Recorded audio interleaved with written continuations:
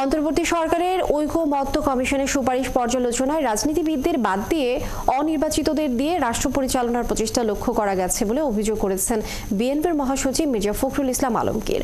রাজনৈতিক দলের কাছে দেয়া জাতীয় ঐকমত্য কমিশনের প্রশ্নমালার সাথে বিশেষ কয়েকটি রাজনৈতিক দলের বক্তব্য বিবৃতির মিল পাওয়া নিয়ে জনমনে প্রশ্নের জন্ম দিয়েছে বলেও দাবি করেছেন তিনি। সকালে গুলশানে এক সংবাদ সম্মেলনে তিনি বিভিন্ন রাজনৈতিক দলের মতামত জানতে জাতীয় ঐকমত্য কমিশনের বিষয়গুলো প্রস্তাব আকারে না আসায় তা নিয়েও আপত্তি জানায় তিনি। রহিম রুমনের প্রতিবেদন।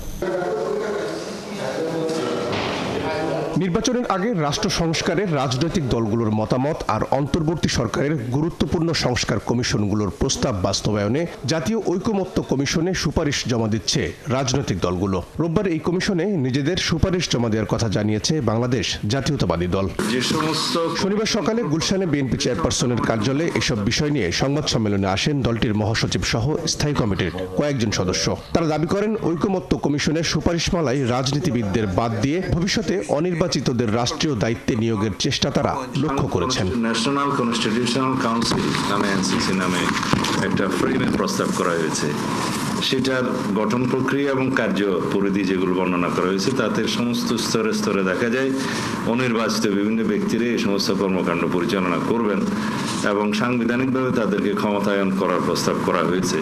তাতে করে দেখা যাবে নির্বাচিত প্রতিনিধিদের আর কোনো গুরুত্ব নেই। কমিশনের সুপারিশের সাথে কয়েকটি বিশেষ রাজনৈতিক দলের বক্তব্য বিবৃতির মধ্যে মিল পাওয়া যাচ্ছে জানিয়ে এ নিয়ে জনমনে শঙ্কা তৈরি হচ্ছে বলে জানান দলটির মহাসচিব। হুঁশিয়ারি উচ্চারণ করে বলেন, বিশেষ কোনো মহলের রাজনৈতিক ফায়দা হাসিলের এজেন্ডা যেন না হয় সরকারের কর্মপরিকল্পনা। যেটা চার কমিশন যে প্রস্তাবগুলো করেছে সংস্কার, এগুলো তো অনেকগুলো মিডিয়াতে চলেই এসেছে।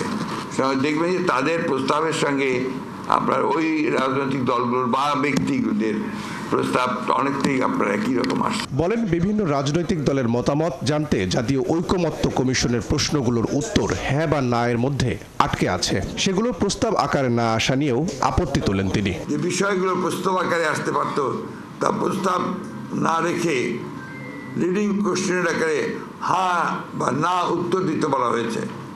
যেমন প্রস্তাবগুলো গণপরিষদের মাধ্যমে বাস্তবায়ন চাই কিনা হ্যাঁ বা না বলুন, কিন্তু প্রথমে সিদ্ধান্ত আসতে হবে যে গণপরিষদের প্রস্তাবে আমরা একমত কিনা। আমরা আপনার প্রত্যেকটাতেই আমরা রেসপন্ড করছি।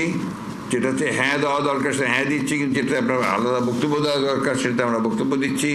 এটা আমরা ওইভাবেই আমরা টোটালি কোঅপারেট করছি। বিএনপি মহাসচিব বলেন, এই সুপারিশমালায় সাংবিধানিক কমিশন সহ নতুন নতুন কমিশনের প্রস্তাবে এমন সব প্রস্তাব করা হয়েছে যেখানে আইন ও নির্বাহী বিভাগকে যথেষ্ট খাটো করে ক্ষমতাহীন করা হয়েছে। এই সমস্ত কমিশনের এখতিয়ার কর্মকাণ্ডের যে বর্ণনা দেওয়া হয়েছে তাতে মনে করা যথেষ্ট কারণ রয়েছে যে আইন বিভাগ ও নির্বাহী বিভাগকে যথাসম্ভব আন্ডারমাইন করা এবং ক্ষমতাহীন করার উদ্দেশ্য, যার ফলশ্রুতিতে একটি দুর্বল ও প্রায় অকার্যকর সরকার ব্যবস্থা প্রতিষ্ঠিত হবে। রহিম রুমন, ৭১, ঢাকা।